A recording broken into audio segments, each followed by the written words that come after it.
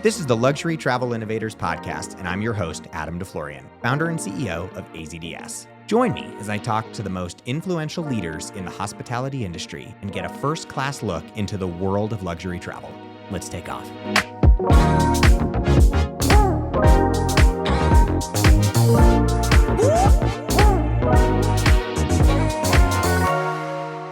Sam Chamberlain serves as CEO of the Americas for Ponant, the world leader in luxury expeditions, offering a travel destination concept that combines curiosity and authenticity aboard luxury ships with French flair. Sam is fresh off his most recent Ponant expedition aboard Le Commandant Charcot, the first high polar exploration cruise ship powered by liquefied natural gas, specially conceived for the exploration of the Arctic and Antarctica. Thank you so much, Sam, for joining us today on Luxury Travel Innovators. I appreciate it very much.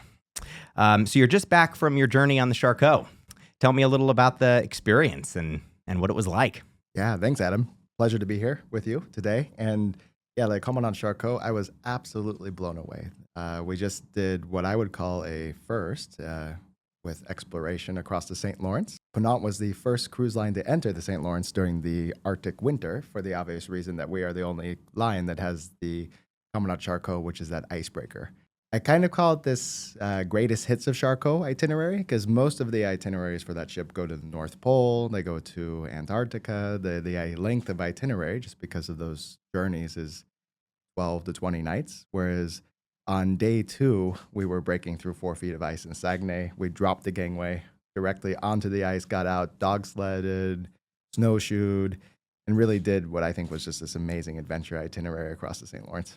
I was seeing some of your photos on Instagram and on LinkedIn, and I have to say the orange jackets are amazing too, part of the experience. Well, yeah, every single guest gets a jacket when they board all of our expedition ships, but the Charcot has this special orange jacket that's only available. It has a nice little faux fur lining, and you see this across the ski slopes of Courchevel and some of these other areas, and it is a bit of a status symbol to get one of those Charcot jackets. That's a Charcot jacket. I love it. I love it from a marketing perspective. It makes me excited.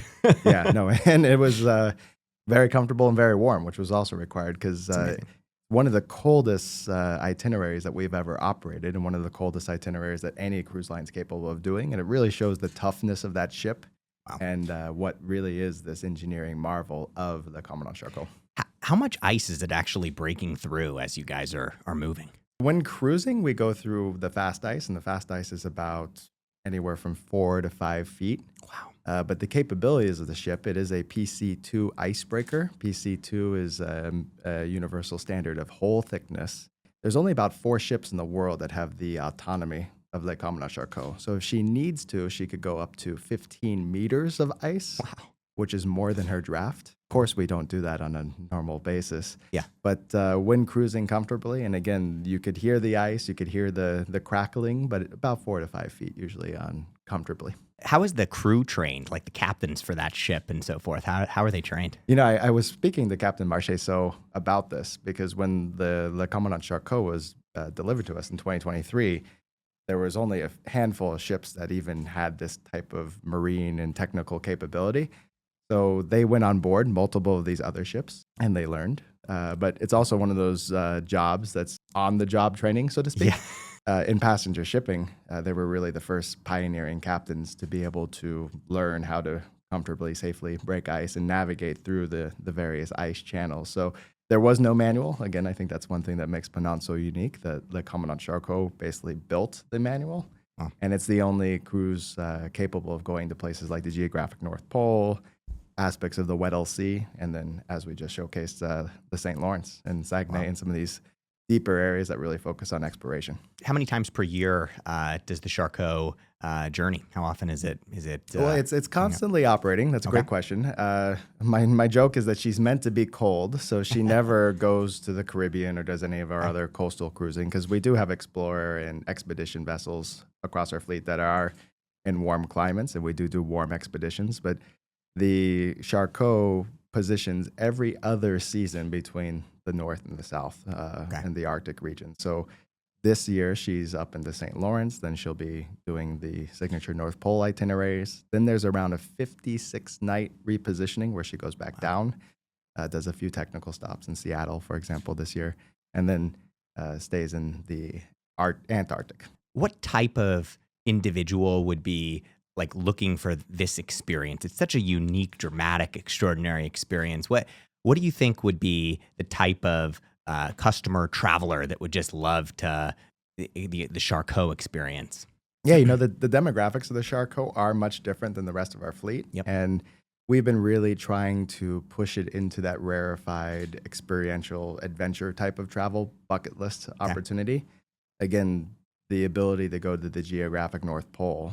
Fun fact for you is more people have been to Mount Everest than they have the geographic North Pole. So the demographic is more adventurous. It's slightly younger, high net worth individuals, but really kind of seeking those type of bucket list itineraries and being able to explore and go to destinations where no one else does. The Ponant Charcot was just awarded a new accolade from Forbes. They launched what's called the Edge List, and the Edge List is a new category created by the Forbes Travel Guide that celebrates exploration, celebrates exclusivity, celebrates adventure, and the Ponant Charcot was the inaugural ocean vessel that was put into it, and then in good company because it's with Nihiwatu as the land product as well. How do folks typically book the Charcot experience? Of course, I'm assuming a substantial amount through travel advisors, but also you can book directly online, right, at the Ponant website? Yep, we have all channels available. I really am a champion of the travel trade in a lot of regards in this particular type of experience because not a lot of people know that it exists. Yeah. And the value of a travel advisor, of course, they know you very well as an individual. They know your travel tastes and preferences. And it really requires an advisor to recommend that you do this because you kind of don't know what you don't know in this regard. Not a lot of people are aware that such a cruise ship exists in this category. So big champion and big advocate to use a travel advisor with this type of experience. And then the routing and whatnot of how do we usually have a charter flight involved to get to the North Pole through Greenland or Paris in some regards. So travel advisors play an enormous amount of value in this space. It's amazing. That's amazing. Yeah, I mean, that definition of why travel advisors are so extraordinarily valuable are journeys like this, right? Hard to get to places where things could go wrong trying to get to that charter flight. Plus, just with the experience and understanding of the product and how unique it is, they just bring so much value there, which is amazing. And of course, makes perfect sense. Talk to us a little bit about Aqua Expeditions and your acquisition of it. Yeah, Aqua Expeditions is a really new and exciting addition to the Ponant Explorations portfolio. I think it found a really great home with Ponant because of the mutual brand alignment, the brand alignment of exploration and going where no one else really does. If you look at Aqua, it's 5 ships across different destinations, Mekong, Amazon. It allows Ponant to come to the Galapagos and lots of exciting things. And it's really this notion of small ship cruising, which we celebrate. Going to unique and exotic destinations where no one else does. So Aqua found a great home. It still remains a standalone business, and they have a great leadership team that we collaborate with fiercely, and lots of great things and collaborations to come on that front. How many cabins typically does the Aqua Expedition ships have compared to a Ponant ship, for example? What we say with the Ponant fleet is they are human-sized, and one of the things I really love about the Ponant fleet itself is it's expedition cruising at its finest. It's usually under 200 people. Everyone can fit in the same restaurant. Everyone can fit in the same theater, to listen to the naturalists and the lectures. So Aqua is even smaller. Most of their vessels are 15 to 25 cabins, so less than 50 people on board. And it gives that much more boutique, small ship feel that really lets you develop these relationships. And I think that's the magic of small ship cruising. You get to meet different viewpoints. You get to engage with different passengers on board. And these human-sized ships really do deliver that experience. So Aqua, again, really nice fit in that regard in terms of brand positioning, size, style, and just delivery. Do you see likely sort of growth on that fleet as well in terms of additional ships or? There have been some announcements already before the acquisition, so there will be something coming in East Africa with Aqua Expeditions. And then, of course, this is one of the areas where we think there's a good opportunity to come. Nothing official yet, but where some great ideas brewing with ourselves and Francesco, who's the owner. How about Paul Gauguin Cruises? What's the connection there? I know it's been part of the Ponant family for a good amount of time as well. Yeah, Paul Gauguin, I think, again, shows the diversity of all the experiences that we offer. This ship was purpose-built for French Polynesia. She stays there all year round. And again, lower draft, able to go to smaller inlets, coves, and really experience what I would call that overwater French Polynesia bungalow experience. It's amazing. The crew, we have the tenure of the crew is just celebrated. It's one of these ships that just brings this magic on board, really delivers a different experience than what our expedition fleet delivers. It's more laid back, unpretentious luxury, and really, I think, exciting. I'm going on board the Paul Gauguin in July of this year for the first time, and currently she's in Singapore getting a bit of a dry dock facelift, and we're redoing some of the suites. We're adding a new pool deck, and again, continuously investing in that ship. We really are French Polynesia's destination expert, and we really covet and cherish that destination and the fact that the ship is there year round. As far as Paul Gauguin, and I know in some of the conversations that we've had together, it really inspires sort of a sense of local community and also around eco-travel and environmentally friendly missions. Can you talk to us just a little bit about that and its sort of eco commitment and local community commitment? Yeah, we have a really great partnership that's over 15 years now, right now, with Te Mana o Te Mana, which is a marine preservation group, really dedicated to the conservation of oceans and sea turtles. What makes it so unique is that we're able to curate a really great family and kids program with Te Mana o Te Mana, and it allows us to do these activities like snorkeling, beach Olympics, and really learning about water pollution, conservation. So really big impact on children and family cruising, and a really great, venerable, well-established institution within French Polynesia that we really, again, cherish this partnership and relationship and gives this really authentic moment. So that leads me a little bit into sustainability across the portfolio and Ponant as a whole. What are you guys doing from a sustainability perspective on Ponant? Obviously, with these extraordinary destinations with so much nature, I'm sure it's such a critical part of the mission. Yeah, I think this is one of the areas where Ponant really excels and provides a lot of leadership in the cruise industry, but doesn't necessarily say it as loudly as we should, because we are doing so many great things in that space. You know, I would say first and foremost, when we were just talking about Le Commandant Charcot, when you hear the word ice breaking, for example, it doesn't necessarily sound eco-friendly, but in reality, the ice that the Charcot goes through, it basically just refreezes. It's not as if we're going through some of the pack ice. The pack ice is this ice that goes against where polar bears live, penguins nest, that local communities use. We're basically just going through the sea ice that refreezes like a zipper, more or less. What makes the Charcot so unique is it was the first LNG, liquefied natural gas ship, that was built in this space, and it was built even before there was a LNG pipeline to fill it. And what LNG does, it allows us to be almost battery operated to a degree. Liquefied natural gas provides an electric power plant for the ship, and really makes the Charcot an engineering marvel that took a lot of investment, that shows our really strong commitment to the environment. And then when you look at Ponant holistically, we have a project called Swap to Zero, which we announced about 2 years ago. And this is a project that aims to eliminate carbon from our fleet and be carbon neutral, allowing autonomy, allowing other fuel systems, wind, sailing, battery, and really, I think, a leader in that space. We just received several grants from the European Economic Innovation Fund for our efforts, and really speaks to our ambition to be a leader in offsetting carbon across the cruise industry that will benefit more than just Ponant. It's actually going to be benefiting most of the shipping industry. So I'm proud of how Ponant is a leader in environmental impact and sustainability, and really investing billions of dollars into building what looks like the next generation fleet. Oh, amazing.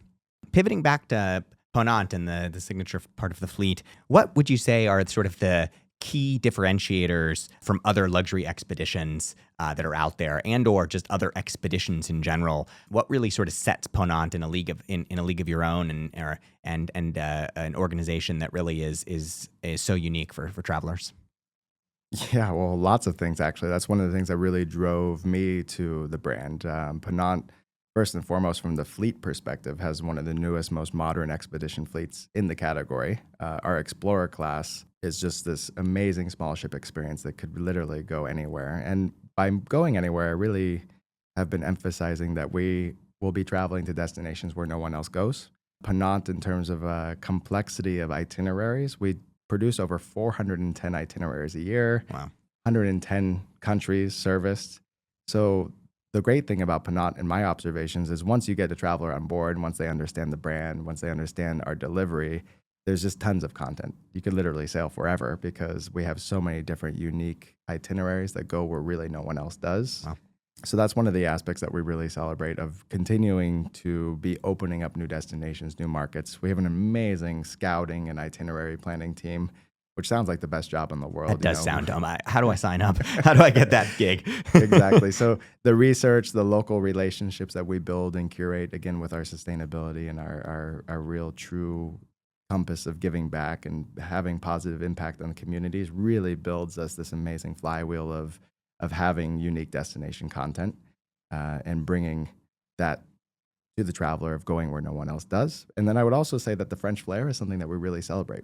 Ponant is a French brand. It's celebrated that we're French, and we really deliver on what I call a multicultural cruise. The expectation of our guests should be that you'll be on board with other nationalities. You will be on board with French, Australians, Chinese, German, Australians. And I think there's a traveler that really enjoys that multicultural aspect. There's lots of other products out there in the expedition landscape that cater towards specific demographics. But really, that multicultural dimension is what I think makes us the most special. How about the food then? If it's a French flair, it must have some fabulous French food also, right? Absolutely. Alain Ducasse, famous restaurateur, who also just won a Baccarat Lifetime Achievement Award at the Forbes Travel Summit, where we won that Edge List Award, is the culinary consultant across the entire fleet. And then specifically on Le Commandant Charcot, it's the only Alain Ducasse at sea. So, of course, you wouldn't be able to affiliate yourselves with France if you didn't deliver on culinary excellence and that joie de vivre that we deliver. And at its core, I think everyone's a bit of a Francophile. Yep. And that's what we're really embracing and celebrating, that we will cater towards a demographic that wants to be on board with different nationalities. Yeah, and I'm sure that's also just an element, that international group of individuals on board just create sort of this elevated and more intellectual and interesting experience. And I would assume that also with the food being fabulous and the wine being extraordinary and the international cultures from, ultra high net worth individuals all around the world kind of coming together, I'm sure that from a community on board perspective, it's probably very easy to quickly fit in and have a wonderful experience, right? It's a funny anecdote, but I'm a bit of a data geek, and I know you are as well. Absolutely. And we did a lot of audience orchestration, and we did a lot of due diligence on knowing our customer when I first started. And knowing our customer at Ponant, we really drove into some of the data and science and some of the behaviors that our travelers possess. And it's 100% aligned to the idea of multicultural cruising. They're more educated. They do more philanthropic donations. They're more interested in the arts. And this is exactly what we cater towards. And a lot of our onboard programming, destinations, itineraries, speakers, lecturers, all cater towards this idea of a more international, more educated, savvy traveler. So I'm sure also a lot of multi-generational travel, like you were just mentioning. And how about families? What's the children's ages, et cetera? What typically is... families is an interesting thing when you're expedition cruising, because really it's, are you on holiday or are you making memories, right? That's how I've always looked at family travel. And I do think that the children need to be of a specific age category to really enjoy an expedition cruise, or really understand some of the sustainability, environmental aspects that they would be learning on board, learning from the naturalists. So the minimum age across the fleet is 8. Of course, Paul Gauguin is a much different family experience, and we have lots of great family programming that I referenced earlier, specific to Paul Gauguin. But when you go to the expedition category, I think it's more of that teenager or younger type of traveler that would be impacted, because these are experiences that would be transformative. Yeah. And then multi-gen is huge for us in the sense that we have multiple families, parents, children, grandparents. And again, an area where Ponant is so special and caters towards its family's travel is we have over 200 sailings this year without single supplements. Wow. And I know this is something in the cruise industry that always gets a lot of bandwidth around single supplements and solo travel. And solo travel for grandparents with family, or solo parents traveling with grandson or grandchild, is a great opportunity. Obviously with the podcast being about innovation, right? And luxury travel innovation, I'm curious sort of how you embrace technology and innovation, both operationally at Ponant on the ships, as well as from a marketing perspective with your website and things like that. Yeah, it's a good question to ask because right now Ponant is undergoing what I would say is a really massive transformation across our technology.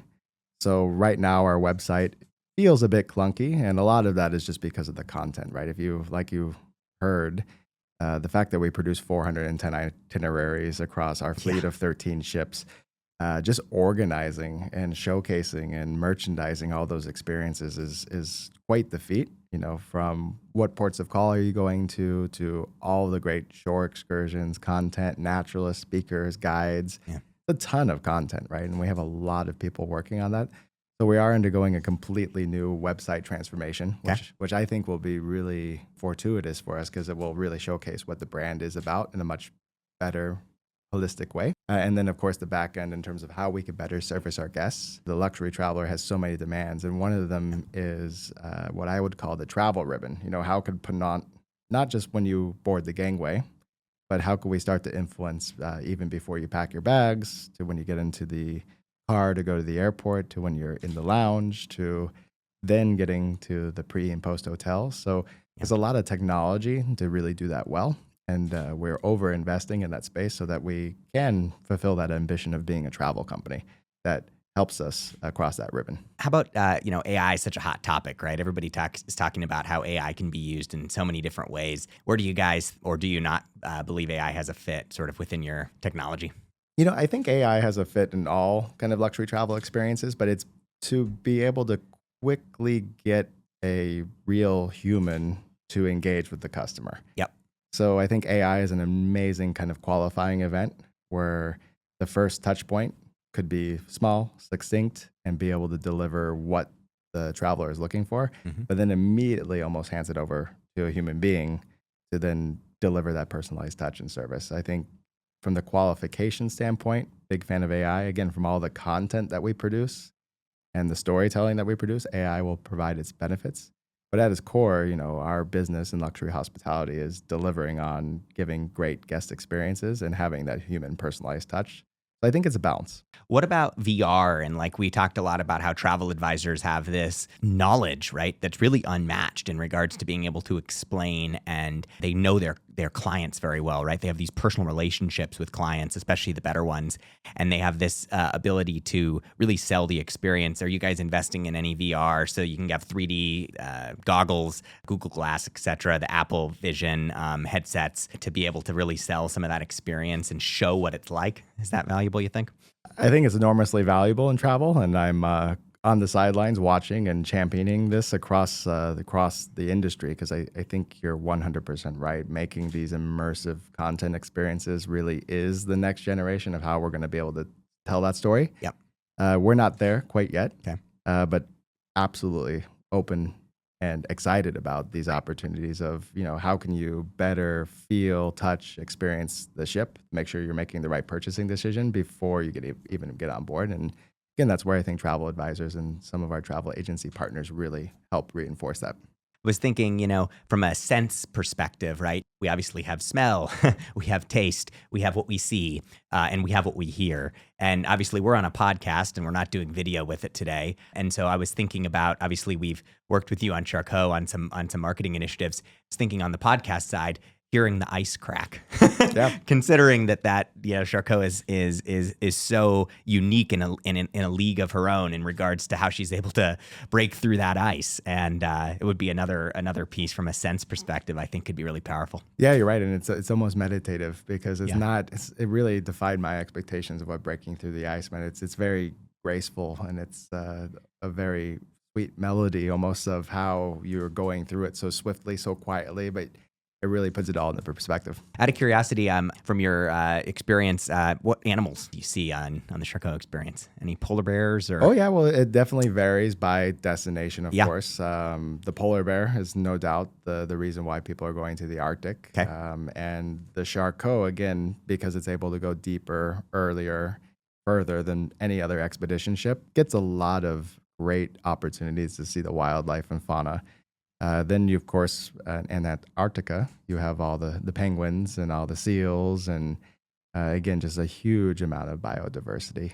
In the St. Lawrence, it was more caribou, Arctic fox, and those type of animals that you would be expecting across that geography.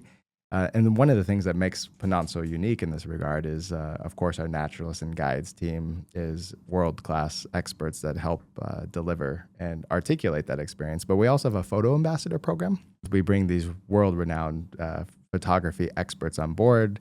They teach you how to use your gear better, even if you have an iPhone. I was shocked because I was learning several tricks and tips as to how to better use my iPhone, which I thought I was pretty prolific at. Amazing. I love it. And then these photo ambassadors do a great job really guiding you through that experience as well. You know, it is all about content to a degree and is making sure that you see the right things. But the wildlife, no doubt, is a really great opportunity for going and being on the Charcot. How do you guys look at partnerships? We obviously talked about the signature orange jacket, which is pretty exciting. What other types of partnerships do you guys have in place at Ponant? Yeah, there's lots of lenses that I look at partnerships. First and foremost, of course, the travel trade is a great area of partnership. Of course, all the networks, all the agencies, and all the independent advisors. But a lot of our partnership efforts have been geared towards other institutions that we think have like-minded values that could help us give a better platform to tell the story about all the great things Ponant does. So one that comes to mind is the Explorers Club of New York. Explorers Club of New York, as you know, is this venerable institution that's really been devoted towards scientific research and exploration. They have this beautiful clubhouse on the Upper East Side that has maps and flags from outer space and the Marianas Trench and some really notable members of the Explorers Club. So one of the things that we've been doing with them has been designing, building itineraries where we're bringing explorers on board. They get to conduct research. They get to give lectures. They get to speak to what they do at the Explorers Club. But then we have an itinerary that's specifically designed in that Explorers Club vein. So that's one that we're proud of and that we're growing and accelerating. It's a good example where you have a private institution like Ponant working with a nonprofit like the Explorers Club, where you actually are amplifying our mutual brand purpose, our mutual viewpoint for sustainability, and building a much larger platform for good. Amazing. And then another great alliance that we have in place is with Smithsonian Journeys, the arm of Smithsonian Enterprises that builds travel experiences, uses Smithsonian expertise, uses Smithsonian lectures and hosts. And we build itineraries in conjunction with Smithsonian and bring their experts on board. And this, again, provides a really unique viewpoint on educational travel across lots of global destinations.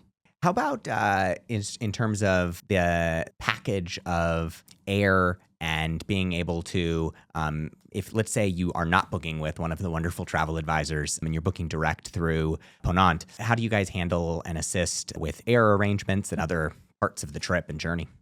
Yeah, referenced it a little bit earlier because I think it's all about technology. Of course, we have a team of experts. We have an air desk. We have an a la carte team that helps that traveler book and navigate the complexity of the itinerary and how they could, maximize their journey before or after. A lot of it, like I said, is making sure that the technology is seamless for that traveler and guest. But we have a full team that is trying to fulfill that ambition of being a travel company. Okay.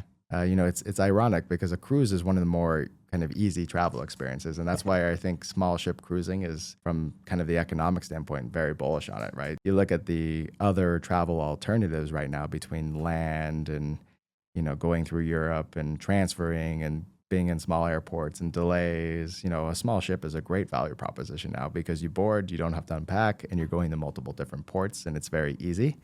So it's really about influencing how do you get people there.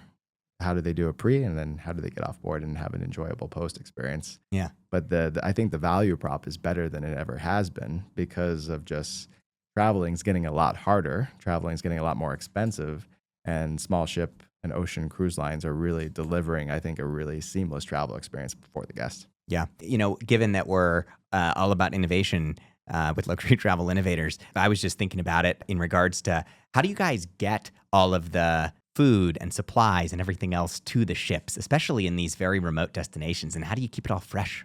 Yeah, the cruise industry, I would say, is experts at this because it follows a lot of the trends of really great logistics. Like I said, what makes Ponant a little bit more complicated is just the breadth of itineraries that we operate and the fact that we go to so many different ports of call that no one else does. And amplified by the fact that we have 13 small ships. Yeah. So to answer your questions, it's quite the logistical puzzle piece, but we have a great team that handles making sure that we get the right produce delivered to the right port. And there's lots of technology and innovation that keeps the food fresh, keeps it whole, and then really delivers on quality. You have 400 plus itineraries. What are you really looking forward to? What do you think is going to be, if you're listening to Luxury Travel Innovators and you're thinking about your next journey and you're enticed? What's the... I was really excited about the St. Lawrence. Okay. And, I made a joke because it's so close and easy from New York, right? I flew to Quebec City. It was an hour flight. I was so excited because I didn't know what to really expect.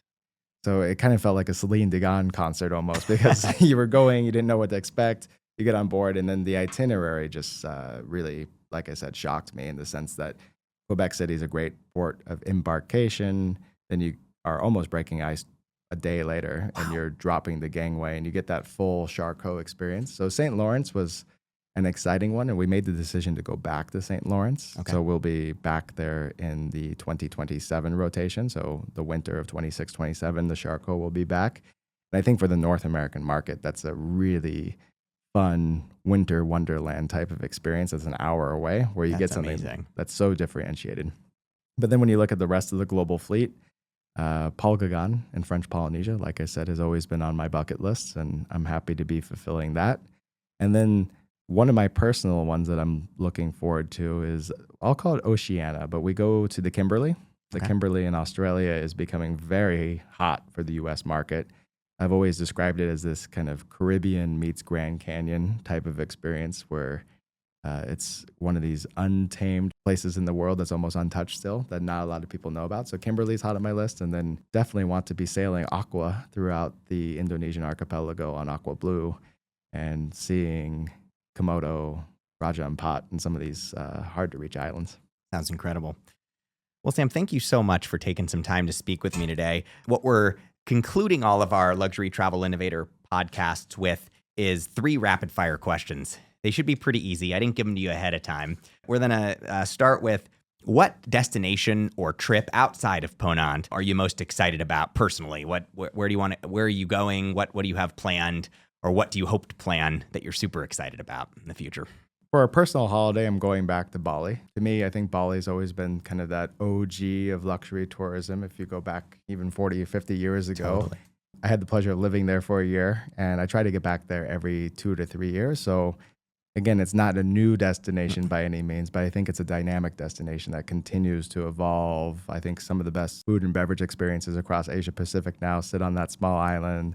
The cultural diversity is so unique. So not new by any means, but I think always reinventing itself. And that's one of the reasons why I love Bali and Indonesia. And then what is becoming more important is it is becoming a jump off point to more adventure and exploration. Of course, the work that James McBride has been doing at Nihiwatu has been more than noticed, but there's more and more adventure type travel coming off of Indonesia because of Bali and its kind of epicenter of adventure.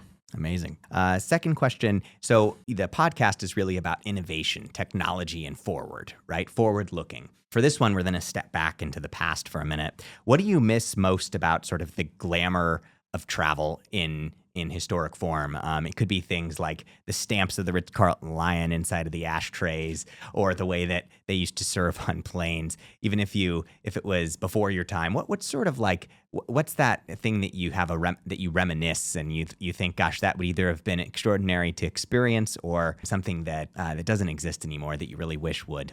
Yeah, look, I'm a big aviation geek. I used to work in private aviation as well. I love aircraft. There's times where I wish for better days and the nostalgia of traveling via air and how appreciated and special it used to be. I think about experiences that I've never had, like the Concorde, for example. Yeah.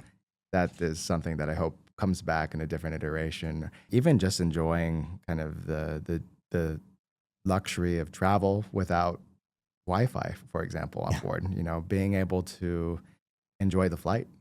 Yeah. And also the fact that people used to get dressed up, wear a suit and tie, and then board a transatlantic flight. There was a lot of romanticism behind air travel, which I think because of just how hard it's gotten sometimes and how logistically challenging it now is, a lot of that former glory is kind of worn off on how special it really is. Yeah, totally. That's funny. I'm also an aviation nerd, and of course, we work with several private aviation partners. But I'm excited about that Boom Supersonic. You know what they're doing out of Colorado, actually, our home state. It looks amazing, doesn't it? Yeah, it does. And, I think all these innovations in aviation take time, but then you still look at some of the classics. I think one of my favorite aircraft still is the 747, Oh Queen, yeah. Queen of the Skies, right? And Lufthansa still operates it. So Oh yeah.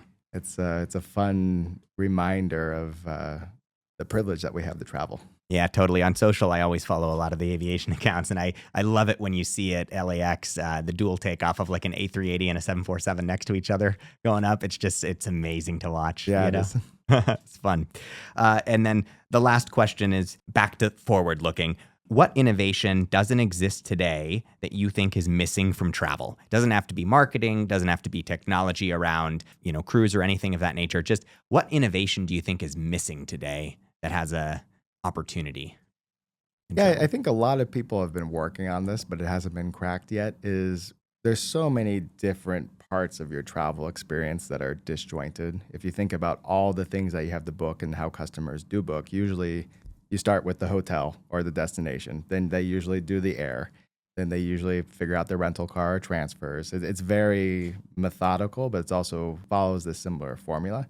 The thing is, nothing is combining all these travel experiences together. And I know there's a lot of really smart people working on this notion of, well, if your flight's delayed, how do you automatically tell the hotel that you're going to be late? And then how do you adjust your transfer, or how do you make sure that that car service picks you up? So it's kind of like this one seamless journey or record locator that should be existing out there that really first inspires you and tells you what you should be booking based off some of your previous travel preferences. But then more importantly, when things go wrong or just for good orderly direction, having it all in one place, we still live in a very disjointed industry where you're booking lots of different things through lots of different providers and none of it still talks to each other. It's so true, and it's funny because obviously we're working on technology that tries to achieve that, and that topic has come up with other guests, and it's been the theme. It's been the theme of the beginnings of Luxury Travel Innovators is the disjointed nature of travel, and of course that's been our objective at AZDS has been around figuring out ways to solve for that. But until we can improve the overall distribution landscape and a lot of these back end systems, we have to really think creatively around technology that can interact and connect all of these solutions. I think we have a strong head start on it, but it's just it's so interesting how disjointed the distribution landscape is, right? And especially looking at like travel advisors trying to book it and how much time they have to spend in order to get all of those things completed for their client. It's amazing. So. Yeah, and the trends are working almost against us, right? People are booking things sooner. People are changing their plans and minds more frequently. And then the travel experience itself, I would argue, is a little bit more volatile. There's more delays and more kind of congestion or impact more than ever. Totally. So it's definitely a white space that needs to be fulfilled. Thanks so much, Sam. I appreciate your time. Yep. Great to be here. Thanks.